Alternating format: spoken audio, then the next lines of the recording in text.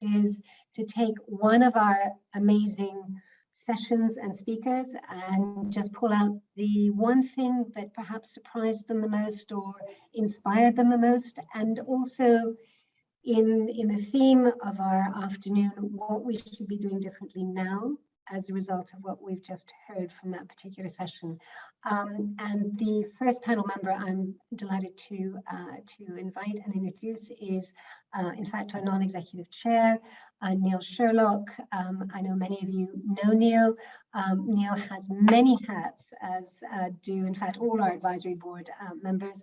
And in addition to advising leaders, both in the public and in the private sector, Neil is also a very senior advisor within KPMG.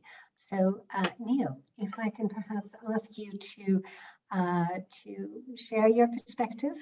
And I think you are focusing on, as I say, one of the sessions. So please look forward to how you address that very simple exam question. Yes, well, it's always a problem with simple exam questions that one's got a too long an answer, so one have to sort of try and pare that down in order to seek to pass the exam. But I think I was looking at the Helly comments, and I think the really important thing that she re-emphasised, but it's easy to forget, and I think it's actually easier to forget when one's older, is that actually every day is a learning day. And I think when she rightly touched on, which is right at the heart of what she does with competent boards around the ESG agenda, it's absolutely worth remembering that all of us, whoever we are on this summit, have to learn something anew. We have to build on what we know. We have to see the great changes happening. I was very conscious, I don't know how many of you watched it, but I think it entirely plays into the point that was made in that session.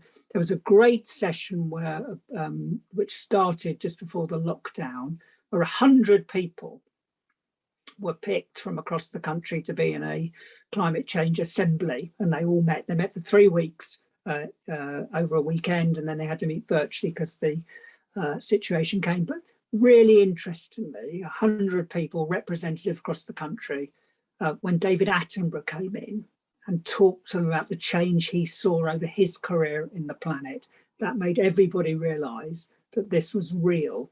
And I think the point that was made in the one that really inspired me from Helly was about the need to constantly learn, to use that learning, to bring it to the table. And as Carolyn said, not to take anybody else's thunder, to use that to challenge a business to step up to the plate, because the time is now. And that's over and out. Thank you, Neil. If I can ask perhaps John McLaren. John, if you can go back to the start of our afternoon. I know we've had a lot to share since then, but right at the beginning with our wonderful panel from Mubadala, your perspective on that one. Well, of course, I think I probably had the same reaction that a lot of people did. You know, what a fantastic organization. And it was interesting that the 3 executives we listened to were not speaking to a clearly prepped set of speaking notes, but actually whenever they were speaking, specifically the ex-treasurer who was in charge of responsible investing, it's deep in their DNA.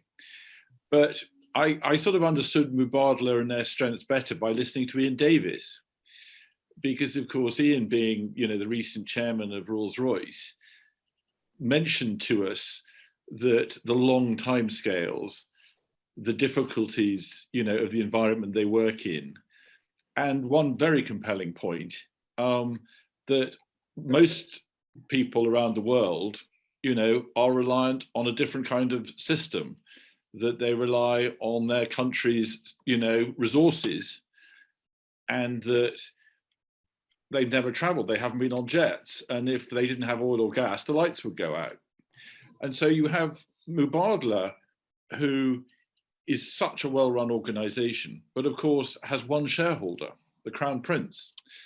And if the Crown Prince believes in ESG, this very slick process, builds a company where it is central to their belief, I wrote it down, even to the point on their investment committee, that if an investment doesn't fulfill their criteria, ESG, it doesn't get invested in. Whereas I fear that in other companies that have more shareholders, and Carolyn will, know about this in her career, that the great leaders of ESG, Paul Polman, his career pretty much ended at Unilever because the city, the investment community, thought he was spending far too much time on this, and he should be looking at his portfolio and should look at picking winners. So I guess my conclusion really is get off the stock market, go private, and then you can really focus on these fundamentally important issues for the future. But sadly, most folk cannot do that. They need to access funds to make their business success. So the challenge is to understand how important all this is, but balance it with your shareholders, with private equity, with some pretty ruthless organizations out there. I'm thinking of Elliott, who've just taken a 3 billion investment in Ahold. This is not a world where we could just progress nicely and smoothly to being the way we want it to be. It's very rough weather. And as we saw at COP at Glasgow, India, Russia, China, deleted at the last minute any kind of stopping of coal. So I like the fact that Mubadala exists. I like what they're doing. It's mighty impressive, but I'm not sure it's an easy example to follow in the world that we live in. So power to them, and we can only aspire, but it's not so easy. Thank you, John. And I know you spent a lot of time personally out there in the region with a lot of major organizations, both in Saudi Arabia, but also in the UAE. And you've got that role in large, complex multinationals that you've been overseeing. Sadly, we didn't have time to get to all the different Q&As, but we had someone who was really interested in these conversations. We had to leave because it's late in this evening from Pakistan. And we also had someone from JP Morgan, who I also would have wanted to involve in the conversation on this, for that added perspective as well. But yeah, really interesting angles, and I think this issue of how one defines long term is always a good question. Yes. And being stewards of the future, very much as Carolyn is advocating, is I think what we're hang on to.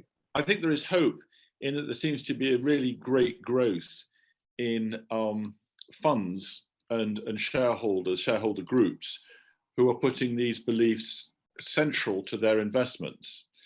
So, we just heard last week that Shell is moving to the UK to just have not a single listing, but just one headquarters in London. And I was actually talking to some senior Dutch people last night at dinner. And I was saying, tell me the background of all this. And it was very interesting that one of the reasons Shell has moved is because they're under such intense governmental pressure in the Netherlands to fix carbon, to cap share buybacks, all sorts of issues that are central to what we're talking about. And the Dutch government is taking very overt, strong views on how their companies behave. But Shell will move to London to avoid that pressure. So, yeah, what can one say? Their shareholders, their share price went up significantly when they announced the move. But I think it's probably a backward step on ESG and the pressure that can be put on organizations to follow this good path. So I think we're nowhere near. I don't even think we're halfway through into the debate. I think we're just starting. I'm not optimistic particularly, I'm afraid. Watch this space. Watch the space and see where we go. But thank you, John. And if I can go from one John to another John, if we can go from Mubadala to Rolls-Royce, delighted to introduce John Chandler again to those who don't know you, John. John has founded his own consultancy called Titan Consultancy. John was a client way back when in the Coca-Cola days when John was head of communications there, and then went on to do many senior roles within large in-house organizations, but also in consultancy, guiding on issues to do with reputation and risk and engagement. So John, I know you're interested in Serene Davis and Rachel's session in Rolls-Royce. Thank you. Well, obviously John's done Rolls-Royce, so I'll move on. No, well, actually, first of all, I should, probably in disclosure, say that having been with Unilever at COP26, I should, in their defence, say that their commitments were robust and their commitment to go with their own company 2030 zero in the supply chain by 2039, and in fact in the tea business, which I'm most interested in, to be regenerative and climate positive by 2030. And that segues into Serene's points. I was particularly struck by his valley of death. He upgraded it from difficult period to valley of death during the conversation, which was a significant increase, which I think is very much an interesting space that we're all going to face into, which is having made the promises, commitments, how can we deliver? And obviously he is being rightly robust about Rolls-Royce's challenges of turning, aeroplanes into carbon-free vehicles. He rightly so, he's being robust in that, and also, as John pointed out, making the very clear point that what's the expectation of folks that can't get power and fuel? What's the expectation of folks that want to travel that haven't traveled before? These are all obviously conflicting issues that we face in our global society, and the questions, for example, around the role of the consumer, the role of everybody to what change can we expect. So I think the very core point was his very explicit view that we're going to have to move we'll have to move at different paces. As I said, you've got companies that are going climate positive with a foreseeable future. To those that will take a lot longer and will have to deal with offsets. I think in terms of what it means for us, I think it's actually really, well, I obviously believe it's really exciting and interesting because I'm deeply involved with it. But I think specifically some of these points, like, how do we influence the supply chain? How do we engage with academia? How can we find the solutions for the challenges that we have? What about the engagement with talent and future talent that we need to change the course of these things? I think that's really, really interesting. And the role of the corporate affairs team, the comms team, call them what you will, the sustainability people, it's about active engagement, being an agent of change, bringing people together. It's not about just talking to journalists. It's about, if you can connect the scientific community more effectively, bring them in, connect the dots with people in your organization, be an agent, right? And that, I think, is so exciting. So lots of challenges, but I really think for us as a community, it really is, a hugely exciting period ahead. Thank you, John. And it's just so inspiring also to listen to leaders talk about the power of listening to their employees, listening to their suppliers, where it's always been, I'm telling you, actually you help me solve my problems, because, so that I just think is just really encouraging. We've heard it from our speakers today, so really appreciate that. Thank you. And now coming on to Carolyn and Kate's session, I'm really honoured to have Rosie Halfhead with us. Rosie, you've been with us from the beginning as we regrouped at ECHO. Rosie also, like John, like both Johns, former client when Rosie was on the exco of Swift. And we've known each other for a long, long time. And Rosie, I've watched the work you've been doing and to a certain extent, the activism you've had behind driving diversity, driving improved leadership, the coaching work that you're doing, the support for actually great small brands starting up and companies embracing these kind of issues. So Rosie, over to you. And again, the exam question for Kate, your observations on Kate and Carolyn's session and what we need to do now. Well, thank you, Sandra. I think the thing in terms of the big motivation, inspiration that came from that last conversation was really, well, there were a couple of things, but it was really the concept of the boards being the guardians of kind of the future, or at least I think it should be more than the boards.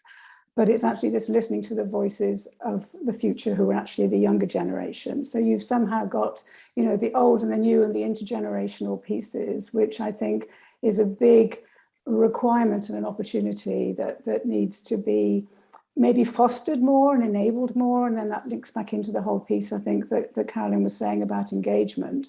And it's maybe, you know, employee engagement. When I used to be, you know, head of communications and we did that, I think it goes much broader now. And it's not just engaging within the confines of that corporation, it's actually thinking about everybody as a citizen of this planet. So if we come back to the people and planet piece, it's actually, there was a lovely piece earlier about, you know, Rolls-Royce, is it B2B or should they be thinking B2C? And it's this idea of the chain never stops, the blind, you know, the lines are becoming very, very blurred. So I think this whole interconnection between, you know, pale, male and stale, the younger generations who are the ones, the voices that we need to listen to, because, you know, I'm a grandmother. I think very much a lot of the work that I do now is because I have, you know, my daughters and my granddaughters. This concept of being a good ancestor, so stewardship, guardianship, all of those types of things, I think, are absolutely critical dimensions that leaders should be taking, whether they're in an exco position or anybody in a leadership position, actually, and then at the boards. And I just love this idea of the team of talents.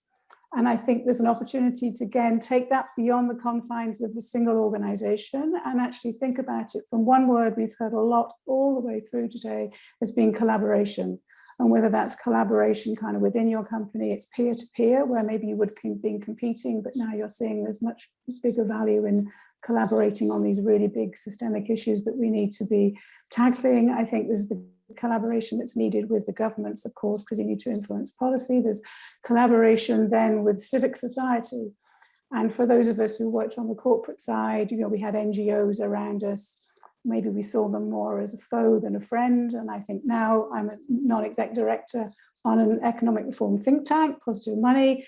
And, you know, we need to kind of say we're all in this together. And if we want to be tackling the changes that are facing us and now, then I think this idea of team of talents, but on the biggest scale possible, is one thought I've definitely taken away. Carolyn, I love that. I don't know if you're still listening, but I think there's a lot of power in that. Yeah.